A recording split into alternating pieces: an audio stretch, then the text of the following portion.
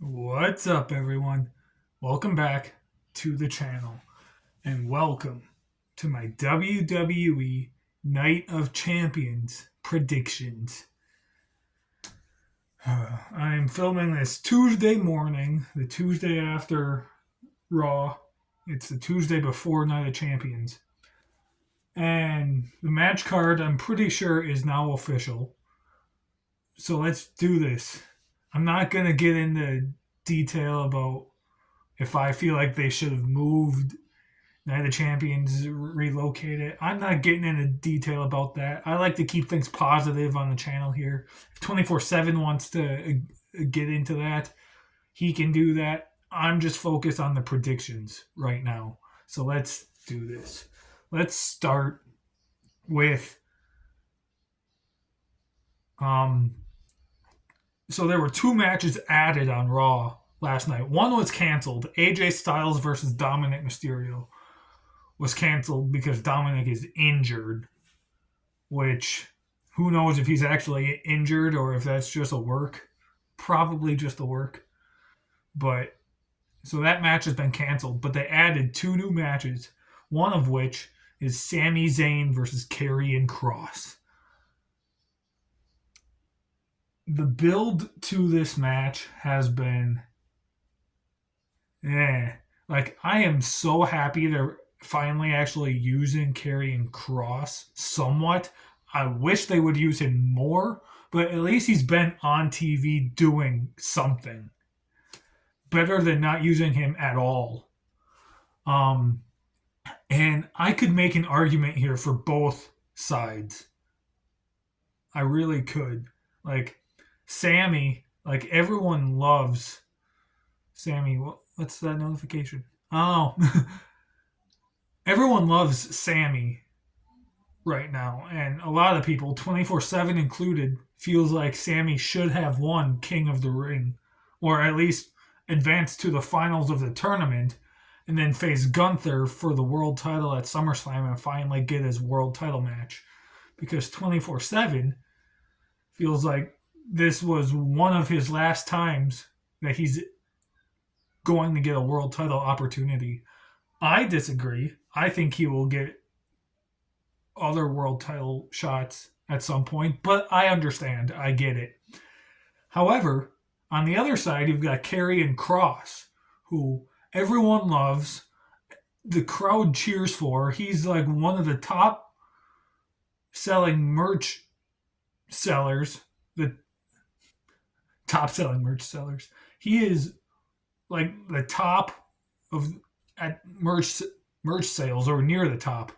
And everyone loves him. They're just not using him properly. And so that's why he should win. And his last PLE match he had was WrestleMania 40 over a year ago, which was a six-man tag. And his last singles match on a pay-per-view was against Drew McIntyre in Saudi Arabia at Crown Jewel back in 2022, I believe. So it's been almost 3 years since he's had a singles match on a pay per view, and now we're finally getting it. I'm a big Karrion Kross fan. I've been saying it for years. I feel like he's underrated. Um, this is probably the toughest match for me to choose. I think I'm gonna pick Sammy just because that's what I think is actually going to happen. But I would not be mad either way. If Karrion wins, obviously I'd be happy. But Sammy is my official pick. Up next to the other match that was added last night on Raw, Raquel Rodriguez versus Rhea Ripley in a street fight. I'm picking Rhea Ripley. Like, it's obvious she's gonna win. Raquel, now that Liv Morgan got injured, like that changes all the plans for Evolution, and who knows what Raquel is even gonna do now. But yeah, Raquel versus Rhea street fight. Rhea's winning. Um, Jacob Fatu is defending the United States title against Solo Sikoa. I'm excited about this match. I'm looking forward to this match. I just feel like it should have happened at SummerSlam, not Night of Champions. That being said, Jacob Fatu is winning because there's no way Solo is going to win. I feel like this could be where we see Hikuleo show up because he did a dark match before SmackDown a couple of weeks ago, like 2 or 3 weeks ago. So I feel like this could be maybe where we see Hikuleo make his TV debut and he shows up with Solo. But in the end, I think Jacob Fatu is going to win and keep the title. Up next, we have the Queen of the Ring tournament finals, Asuka versus Jade Cargill.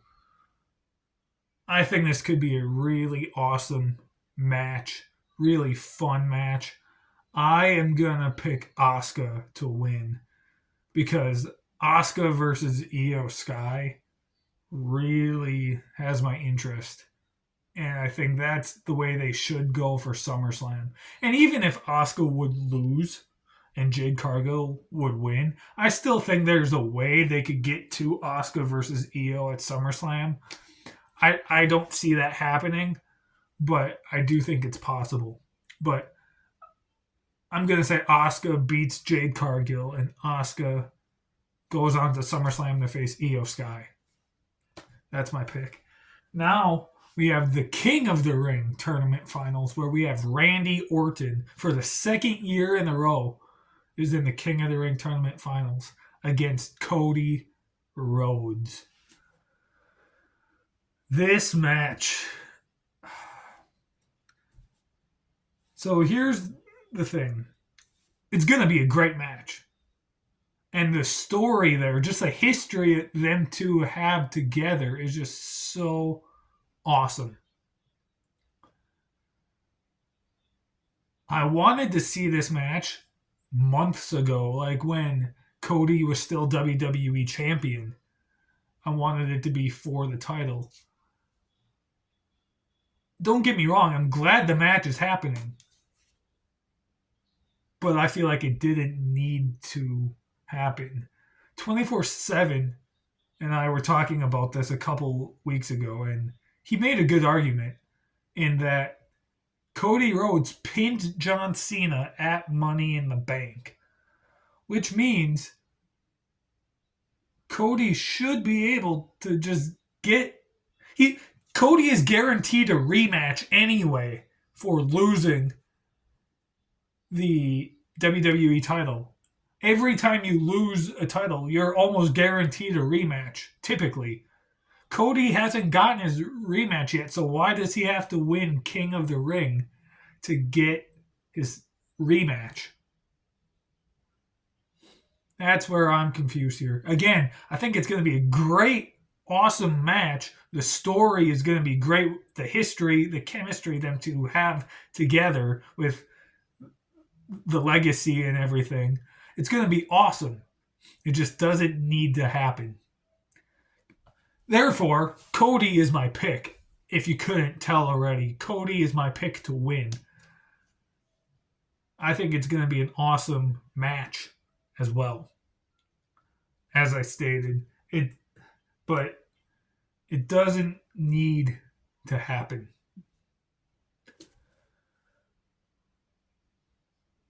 So yeah, Cody is my pick. Finally, what will probably be the main event for the WWE Championship, John Cena versus CM Punk one last time. So I saw a lot, after this match was announced, I saw a lot of people saying that this match should have happened at Money in the Bank a couple weeks ago. And I get it.